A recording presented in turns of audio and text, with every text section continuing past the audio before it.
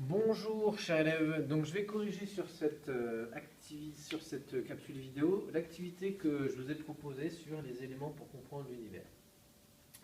Donc vous aviez cette activité à faire où en document 1 on vous donnait le tableau périodique des éléments, le tableau de Mendeleïev, qui au final reprend l'ensemble des éléments qui existent à la fois, alors qui existent dans l'univers.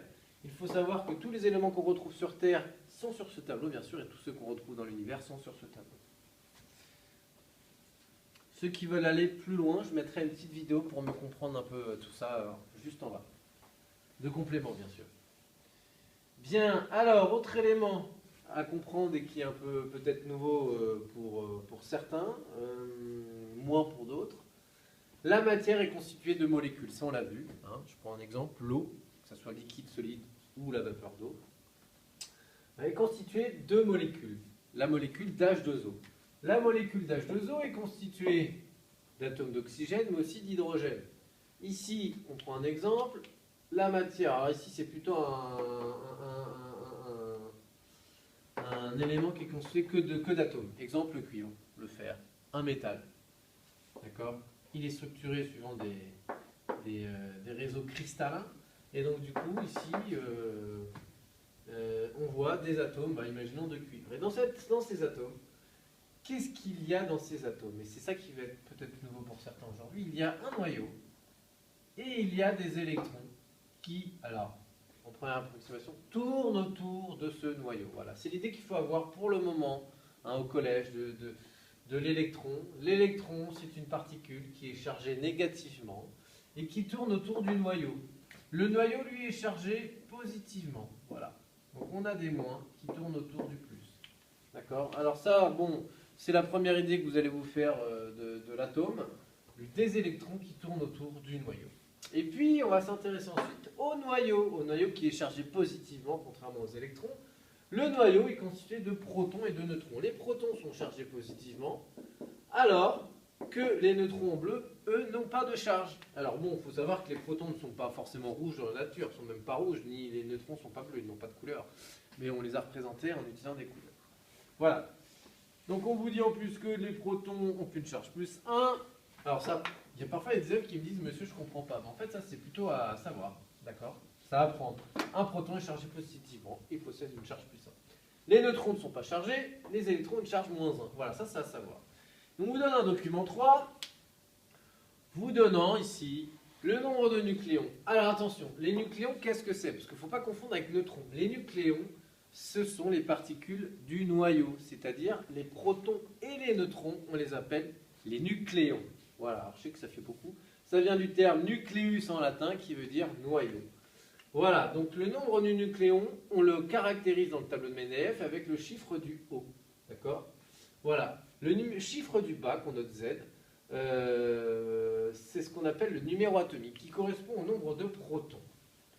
Voilà. Donc on prend un exemple. L'atome de carbone, dans son noyau, il a 12 particules. En tout, il a 12 protons plus neutrons. Alors on ne sait pas pour l'instant combien de protons et combien de neutrons, mais il en a 12. Le chiffre du bas nous indique le nombre de protons. Par conséquent, si en tout, dans le noyau, il a 12 particules, et qu'il a 6 protons, combien a-t-il de neutrons? Et vous l'aurez compris, il va falloir faire A-Z. Et oui, parce que si on compte 12 particules en tout et qu'il y a 6 protons, alors il y aura 12 moins 6 neutrons, c'est-à-dire 6 neutrons. Alors là, du coup, on a autant de protons et de neutrons, ça ne sera pas toujours le cas. Voilà. Donc, pour déterminer le nombre de protons dans le noyau, c'est le chiffre du bas, c'est le numéro atomique, Z. Pour déterminer le nombre de neutrons, on fait le calcul A moins Z. Et puis voilà. Bien, et puis pour déterminer le nombre d'électrons dans un atome globalement c'est chargé neutre, ça n'a pas de charge, donc ça aura autant de protons que d'électrons, autant de charges négatives que de charges positives. Par conséquent, si c'est un atome, je dis bien si c'est un atome et pas un ion, pour certains vous ne savez pas encore ce que c'est, mais si c'est un atome, alors le numéro atomique nous indiquera également ce nombre d'électrons. Alors, je réponds à la première question. Combien, pour l'atome d'hydrogène, combien de protons possède l'atome d'hydrogène? Alors l'atome d'hydrogène ici, c'est H11. Par conséquent, son noyau est constitué d'une seule particule. Il a un proton. Voilà. Donc, l'atome d'hydrogène possède, pour la question 1A, un proton. Combien de neutrons pour la question 1B? On fait la soustraction de A moins Z. 1 moins 1, 0. Il a donc 0 neutrons. Sachant que la charge totale d'un atome est toujours nulle. C'est ce qu'on vient de dire. Combien l'atome d'hydrogène a-t-il d'électrons? Comme c'est un atome, il n'a pas de charge. Par conséquent, le nombre du bas indique aussi le nombre d'électrons. Il y a autant de protons que d'électrons dans un atome. Il y a autant de charges positives que de charges négatives. Donc il a un électron. Donc je répète, un proton, un électron. Et du coup, 1 moins 1, 0 neutrons. Il va falloir faire pareil pour l'atome d'hélium. Alors, l'atome d'hélium, lui, He4, 2. Il a donc 2 protons pour déterminer le nombre de neutrons. 4 moins 2, 2 neutrons. Et puis, comme c'est un atome, il n'est pas chargé. Il a autant de charges positives que négatives. Donc, il a 2 électrons. Voilà pour lui. Enfin, pour l'atome d'oxygène, 16, 8. Il a donc 8 protons. Ensuite, il a 16 moins 8 neutrons, c'est-à-dire 8. Et enfin, c'est un atome, il n'a pas de charge, donc 8 électrons. Alors ici, on voit que, on constate que pour l'instant, le nombre de protons et le nombre de neutrons peut être égal. Mais ça ne sera pas toujours le cas. Et d'ailleurs, ici, ce n'est pas le cas pour l'atome d'hydrogène. Question 3. Qu'est-ce qui différencie un atome d'un autre? Eh bien, vous avez compris que les 3 atomes sont constitués de 3 types de particules. Les protons, les neutrons et les électrons. Qu'est-ce qui les différencie? C'est le nombre de protons et de neutrons qui les constituent. Et bien sûr, le nombre d'électrons aussi. Donc en gros, on peut imaginer que toute la matière qui existe dans l'univers n'est constituée que de 3 types de particules. Des protons, des neutrons et des électrons. Et qu'au final, l'univers, ce sont des sortes de Lego, des briques qu'on assemble de protons, de neutrons et d'électrons. Voilà. Voilà. Et c'est ce qu'il faut retenir de cette activité-là. Bien. Question 4. Modèle de l'atome à l'échelle du Stade de France. L'atome d'hydrogène est composé d'un électron et d'un noyau. On va réaliser un modèle de l'atome d'hydrogène à l'échelle du Stade de France. En réalisant un calcul, choisissez un objet de la vie de tous les jours qui pourrait représenter la taille du noyau au centre du Stade de France. Alors, on vous donne des données, d'accord? Alors, on vous donne des données. On vous dit que la longueur du Stade de France est de 270 mètres, que le rayon de l'atome d'hydrogène est de 10-15 mètres, que le rayon de l'atome d'hydrogène est de 5-10-11. Alors, ici, la stratégie, encore une fois, c'est de faire un modèle. Donc, si on a un modèle, on va utiliser ce qu'on appelle une échelle. Alors, on va faire 2 colonnes dans notre petit tableau de produit en croix, taille réelle, et ensuite, taille à l'échelle.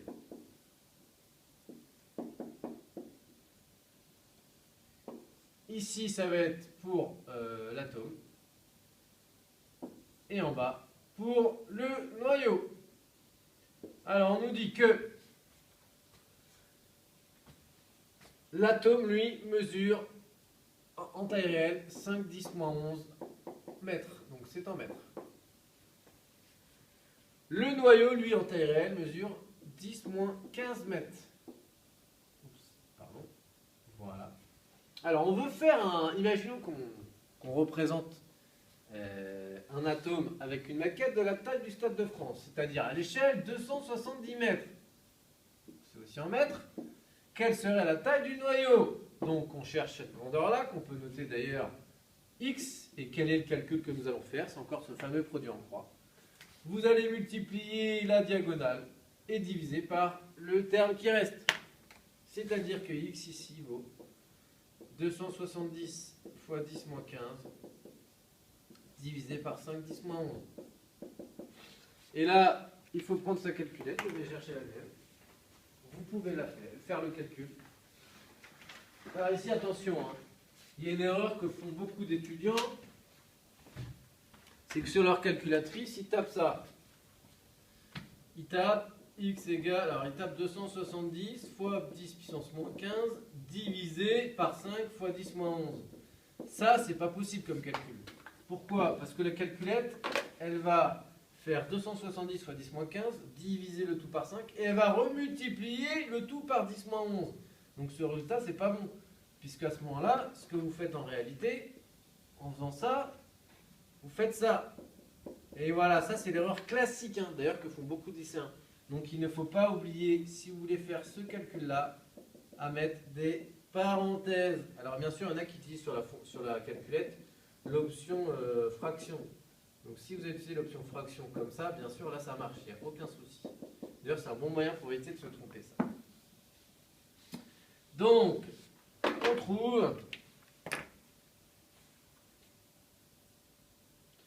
270 fois 10 moins 15 divisé par 5 fois 10 moins